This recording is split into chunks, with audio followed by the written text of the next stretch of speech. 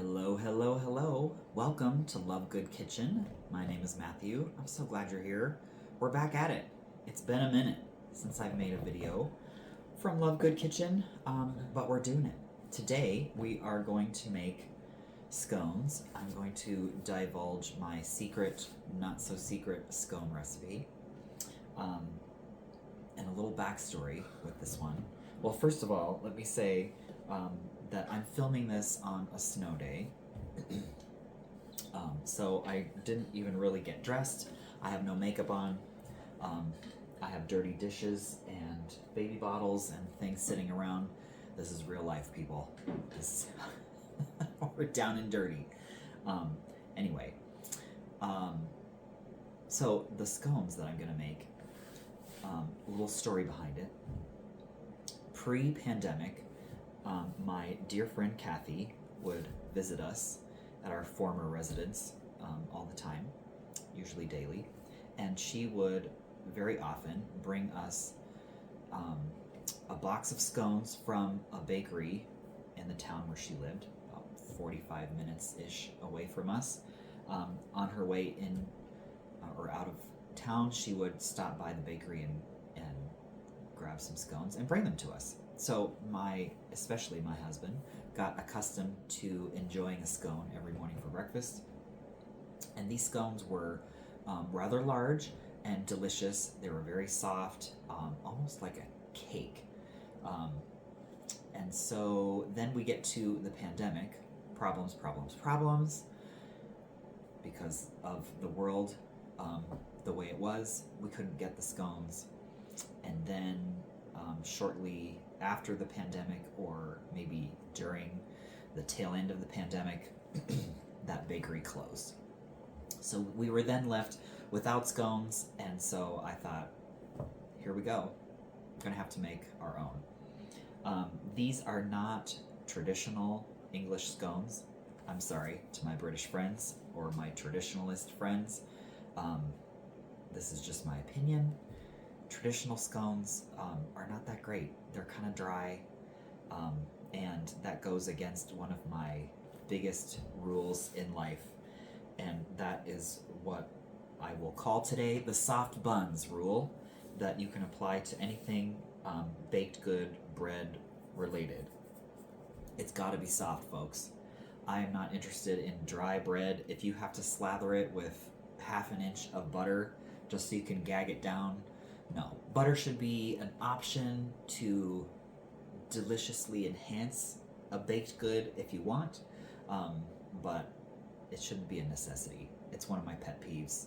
Even like a hamburger bun, if you're at a restaurant and you've ordered a sandwich, that stuff better be soft, okay, people? I don't want no dry, stale, no. Even like a baguette that has a crust, like the inside needs to have it going on. You know what I'm saying? So anyway, that was part of the quest for these scones. Not only do we have to figure out what recipe we wanted to use for our daily scones now that the famous bakery was out of commission, but we also had to make sure that they were, should I say it? Should I say the M word? Some of you hate it. Moist. So what I did was I experimented. I made them many times, and I used various sources as my original recipe. So part of it is Pioneer Woman, Ree Drummond, and then I also borrowed a little bit from Jenny Jones, yes, the former talk show host. She has a cookbook out / some videos on YouTube. They're very good. A little bit borrowed from that. And then I got the idea for how we put the butter in from somebody else. And so I just kind of morphed them all together, and we have the scone recipe that I make all the time. My husband eats them every morning. He has a scone and an egg cup. My friend Vicky, if you're watching, you know all about these because we've made them together before. But so, yeah. I guess we can get going. I have preheated my oven to 400 degrees, and some of you I've talked to about this before, but I'll say it again, and and I'll probably keep saying it, everybody's oven is different. So you're just going to have to try it out, especially if it's a recipe you haven't made before. You're just going to have to see how it goes. I would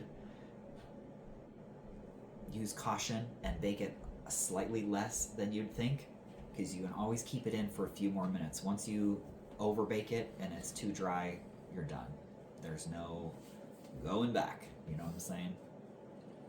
The other thing that I have found is that most recipes, now probably not mine, because I tend to like my stuff a little bit underbaked, because I like the soft bun rule, is that most recipes tend to bake the stuff too long. That's just my personal preference. So if you're in that category, that's something to consider. If the recipe says bake it for 20 minutes, I'm probably going to do like 16 minutes and see where we're at. And if it needs a little longer, I will, but just stuff like that. So, and then also with your oven, do not trust your oven. I don't care what kind of oven you have, what brand, how long you've had it, but when that buzzer goes off on your oven to let you know that it's preheated, it's not preheated. Because if you get an oven thermometer and stick it in there right when that timer goes off, it's not going to be up to temperature. It takes a while. If you're doing a standard 350, it doesn't take super long, but if you've got a hot oven, like above 400, 450, some stuff might go up to 500 depending on what you're making, you're going to have to let it go at least 20 minutes, maybe half an hour before it really gets up to 10. Who cares? Why do we care about this? Because if your oven isn't up to temperature, or if you put your whatever you're making in the oven and then heat your oven, you're going to have screwed up cook times, because it's going to take longer. And anyway, so we can talk more about that later. Let's talk about the pan that I'm going to use. This scone pan, my friend Kathy bought me, and it is a, I believe this is an 8-inch. I could measure it for you, but I won't. It's a round scone pan. This one is metal, and it is coated. However, I greased it liberally. No matter what I'm doing, whether it says to butter or grease the pan, I always use shortening. That's just what I do. It can withstand any temperature. It's flavorless.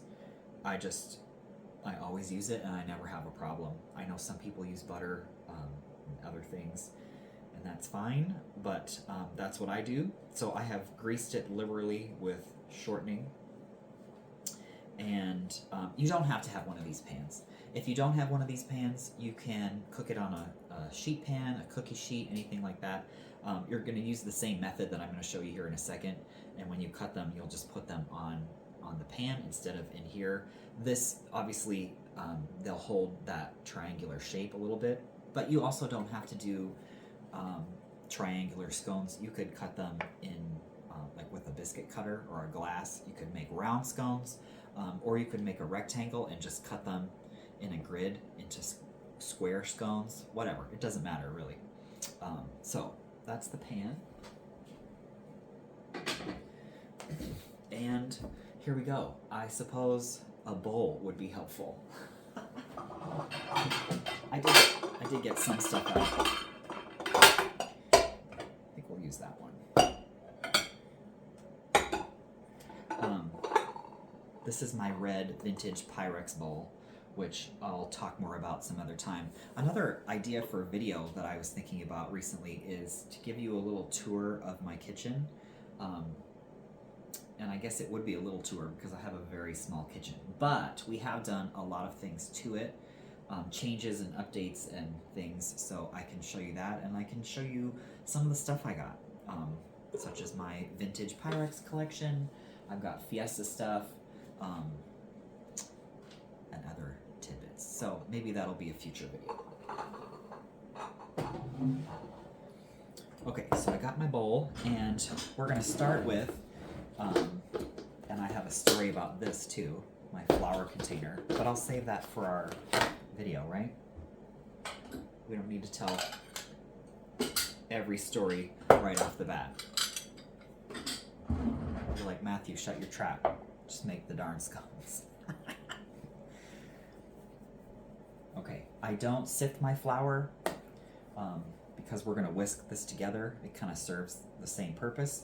I will say though, you should loosen your flour, give it a little stir shake before you measure it out into your measuring cup, because flour does settle and it can get sort of compacted. You don't want to pack it in your measuring cups either, because you can get up like in a cup. That was a cup of all-purpose flour, and I'm going to do another half cup for a total of 1.5 cups of flour. But in a 1 cup, you can get almost up to a 1/4 cup of unwanted flour if you pack it down or if you don't loosen your flour before measuring. So, a little tip there. Okay, there's our flour. Next up, we need some sugar. These aren't incredibly sweet, but it's not a savory scone. So we're going to do a 1/4 cup of granulated sugar. Just like that. I need to get my teaspoon.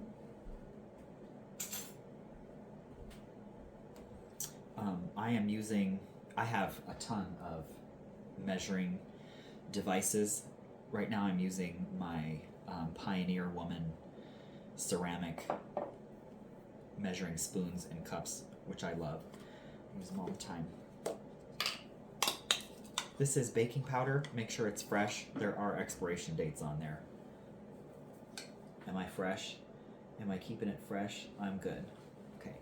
Plus I bake a lot, so I just opened this one maybe a couple weeks ago. But you need 2 teaspoons of baking powder. Next up, you need a little salt. And in baking, you have to be precise, but some things like this, you can eyeball it. You need about a 1/2 teaspoon of salt. This just happens to be kosher salt, but it doesn't have to be kosher salt. It could be table salt or whatever kind you like. So now we're going to whisk these dry ingredients together. Why do we want to do that? Because we want them to be evenly distributed. If you don't whisk it or stir it before you add the butter and your liquid ingredients, then when the butter and the liquid hits your dry ingredients, it sort of grabs onto them. You don't want all the goodies to be in one spot. You want them to be evenly distributed. I feel like I missed an opportunity there for an interpretive dance. Right, Vicky? Okay, whisked. We did it.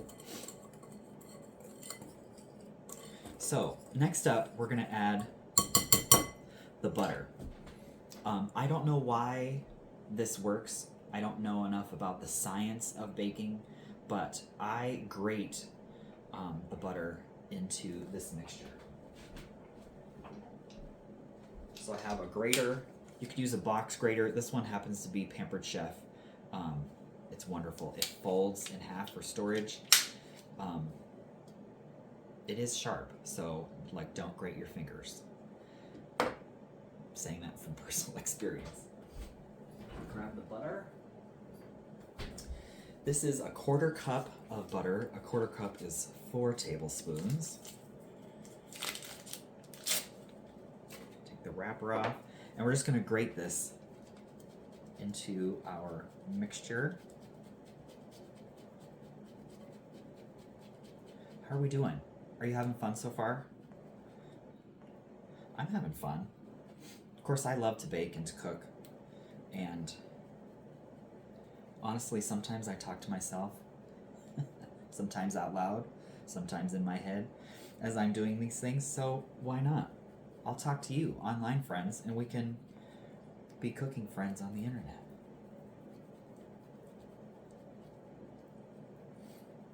And it doesn't have to be perfect, like in order to save your fingertips.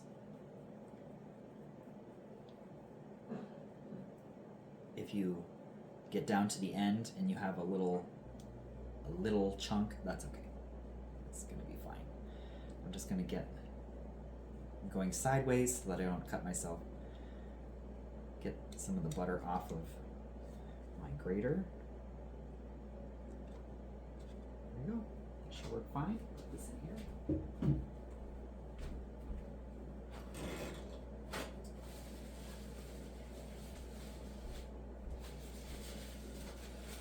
Take care of my butter fingers. Okay, I do need we're gonna use this. I always use a wooden spoon for this step. I don't know why. I think you could use any spoon you want, but this one happens to be a wooden spoon. If you happen to be my friend Katie, who gets the heebie-jeebies using wooden cooking utensils, then don't do that. Use a spoon or a different silicone thing, but I'm just kind of stirring and chopping a little bit, just kind of getting the butter into our dry ingredients. And you'll know when it looks pretty even, like that looks pretty good already. Here. Oh, missed a little piece of butter. Okay, so that looks good. Next up, we're gonna add the heavy cream. So today I'm gonna be using heavy cream. I have used half and half. In a pinch, you could use milk. Of course, if you use skim milk, it's going to be less effective, and by effective, I mean make it less creamy, dreamy. But you can. I have done it in a pinch if I've been out of those products. You can use skim milk or a lesser milk product with less fat content. All right, get that out.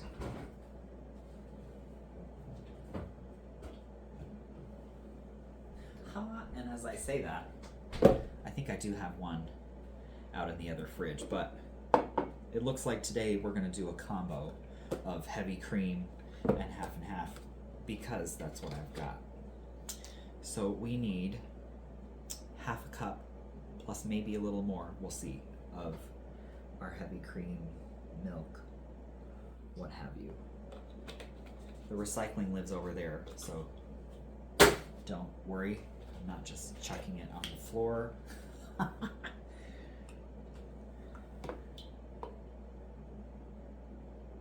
Okay. And then you're just gonna pour it in, but not all in one spot because it'll make it easier to stir in. That should be fine. And now you give it a stir. We're trying to, I have to say it again, moisten our flour mixture.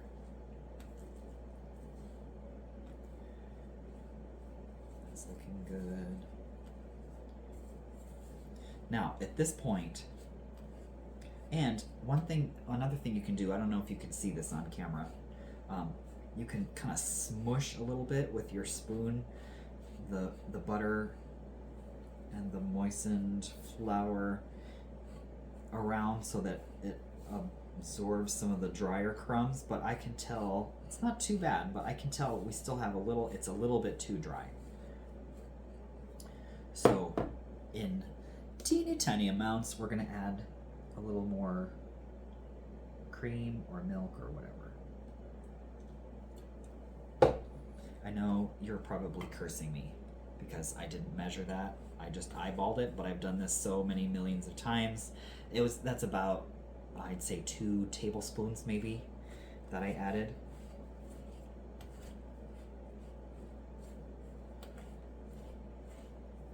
You don't want it to be wet, and I will show you a little trick if you have just a little bit of dry ingredients left on the bottom. I'm going to add a little more. I'm going to show you a trick when we turn it out to shape it that you can do with the dry parts. That looks good. So see how it's coming together? It's not real sticky. That looks good. Okay, so per my husband's request, today we are going to be making walnut chocolate chip scones. So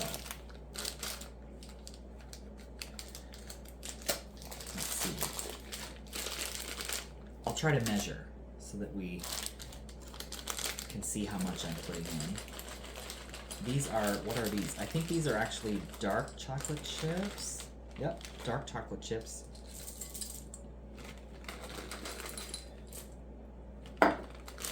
Yeah, okay, so that was about a heaping quarter cup of chocolate chips, and then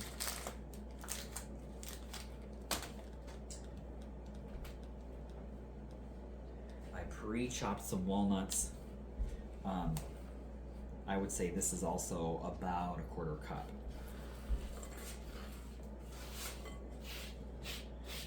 Something to say about the mix-ins or the add-ins. Yes, there is too much. You can have too many mix-ins because if you have too many chocolate chips or dried fruits or whatever it is you're using, if you have too many, it's going to make it too dry and crumbly because there isn't enough of the dough to distribute in between, and your scones aren't going to hold together. So something to consider. There are some other issues that can arise. Occasionally I do make blueberry scones using fresh blueberries, but fresh berries or like raspberry is delicious, but they have such a high water content. You really have to be careful. You may have to adjust and do less cream or something like that. The more you do it, you'll see when you have an ingredient like that what it'll do to the dough. The other thing is fresh blueberry and fresh raspberry, or like if you do a fresh strawberry scone, they're gonna last, they won't last as long. And I would recommend, especially the raspberry for some reason, keep those in the fridge. Otherwise, I just keep them in a sealed container, just out on we have a little cart here in our kitchen. I just keep them there. Don't worry about like trying to write this stuff down. I will put this recipe and the instructions in the description box underneath the video. So we're just gonna work these ingredients in, kind of stirring, folding, smooshing, very technical term, smooshing. That looks pretty good. But you can use just about anything for your mix-ins. Most often I'll use a chocolate chip or a nut, or if I'm gonna do fruit, I'll do a dried blueberry or dried cherries. Craisins or cranberries are delicious. Those things work the easiest. You can use fresh fruits and things, but like we were just talking about, you have to take those into consideration as you're making your dough.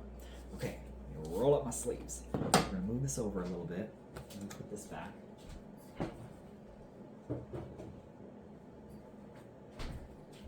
We're going to lightly flour our work surface. Yes, I used my hand. Yes, I washed my hands before I started doing this video. So, we got any trolls out there that are trying to come for me? I did wash my hands, and also, it's just me in my kitchen. And we're also gonna bake these at 400 degrees, so step off. Okay, get a little dough off my spoon. That looks fine. Put that in there. I'm just gonna bring it together slightly with my hands. So I didn't have any dry, but let me just tell you about a little tip. So I have my ball of dough. I just put it on the counter. If you do have some dry bits, floury stuff on the bottom, which that happens to me from time to time, just kind of make a little dent in the middle, and then you would, I'm pretending because that wasn't a dry bit, but you would just put your dry bits in the middle, and then, that's not gonna work. Let me put that over here. And then as you're forming your disc for your scones, it'll just kind of work in and it'll be fine. I am going to tap just a little bit of dusting of flour on top so that it's not gonna stick. So you're making a flat topped disc, approximately-ish. I'd say 6 or 8 inches. I could get out my kitchen measuring tape and measure it for you, but I won't, because don't stress about it. It doesn't really matter, especially if you're not using a scone pan. It doesn't matter. Make them whatever size you want. I just need to eyeball it approximately so that they'll fit into my scone pan. Okay. This next part you could do with a knife. I like to use my bench scraper as a cutter. It's just what I've always done. I don't know what this doesn't have a name. It's not Pampered Chef. I don't know what it is. I've had it a long time. So I go in half this way. This is if you're doing the triangular version.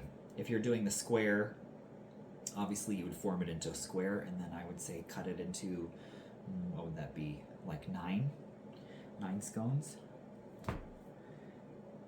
If you're using a glass or a round biscuit cutter or something similar to make round scones, then once you cut those out, then I would pull your scraps together and re-press it and get a few more so that you're not wasting any dough. But then you cut each one of those in half. There. Now we've got our prepared pan, and we're going to, I'm going to get what am I going to get? Oh, look, here's a little spatula. I'm going to use that just to make it easier to lift my scones into the pan.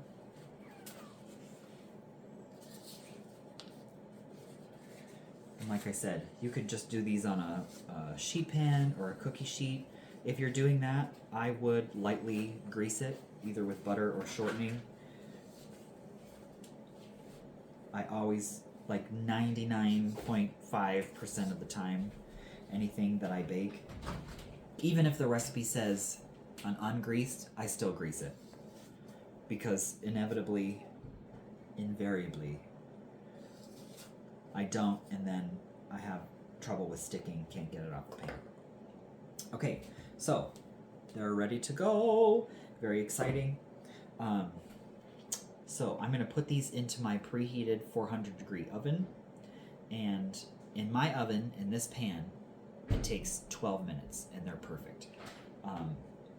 It may be a little longer or a little less, depending on your oven, how hot it runs, and also what kind of pan you're using. We'll talk more about different pans in another video, because that's another story and another theory. But I'm going to put these in, let them go for 12 minutes, and I'll bring you back. Okay, we're back. The oven timer just went off, so it's time to take the scones out. Here we go.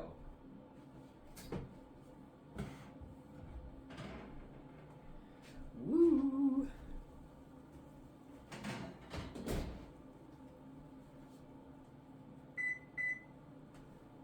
Turn that off so it doesn't bark at me. Here they are. They're puffed. I don't really like a lot of color, as in golden brown, on my scones, so they are cooked, but and they have risen. They're puffed, but they're not crispy or golden brown. But here they are. So delicious scones. Give it a try. Like I said, I will put the recipe in the description box, and you can do all different kinds of mix-ins. Now, when it comes to doing a different variety, such as like a chocolate scone or a gingerbread scone, things like that, pumpkin, that we'll talk about another time, because we have to change up the formula for our ingredients and things. So give it a try. Thanks for watching this video, And we've got some little ones that are up from their nap, so it's about to get crazy in here. But thanks for watching. Hit subscribe. Oh, don't touch the pan, it's hot. Hit subscribe if you haven't already. It helps out our channel. And have a great day. I will see you soon. Bye.